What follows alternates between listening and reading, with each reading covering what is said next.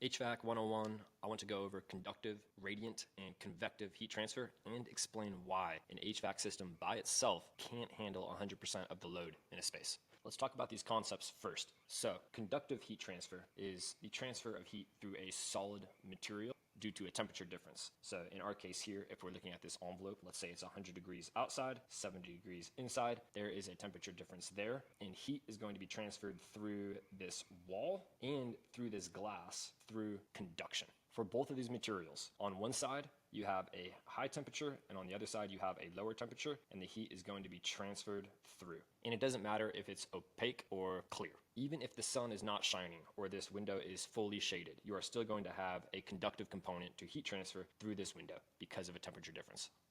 The next concept is radiant heat transfer, or for HVAC, heating and cooling load applications, we consider this the solar component.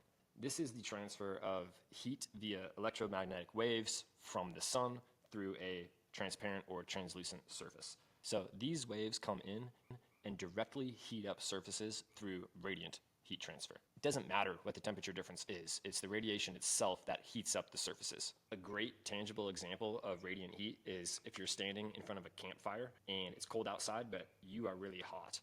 Then if you hold up your hands and you block the fire, the heat immediately goes away. You open them up again and you feel it immediately. That's radiant heat. This radiant component is the most difficult component to manage with an HVAC system. If the sun is shining directly on an occupant through a window, it might be a cool 70 degrees in that space, but it might feel like 80 degrees to this occupant because they are sitting in the sun. You can manage this with other systems, just not HVAC systems. So blinds, shading. These are kind of architectural or interior design decisions that can help with the comfort in a space. But a lot of times as HVAC engineers, those are out of our control.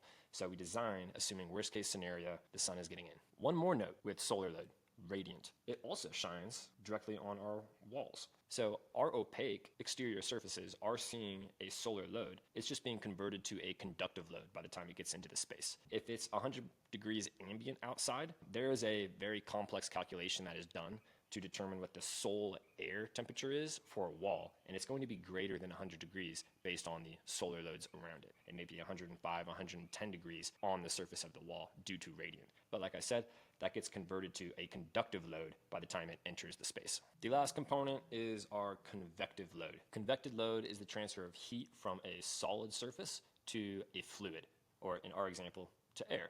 And it's really the end-all be-all. All of these loads that I talked about here are ultimately converted to a convective load by the time you feel it. So the heat going through the wall through conduction gets converted to a convective heat transfer as it warms up the air around it, and then that air circulates into space. Likewise, the radiant load that is heating up this desk, for example, that gets converted to a convective load as a warm surface warms up the air around it and it mixes with the space. So as an occupant, what you're feeling is the convective load. All of the heat that this space is gaining is ultimately converted to a convective load, and that is what an HVAC system is handling.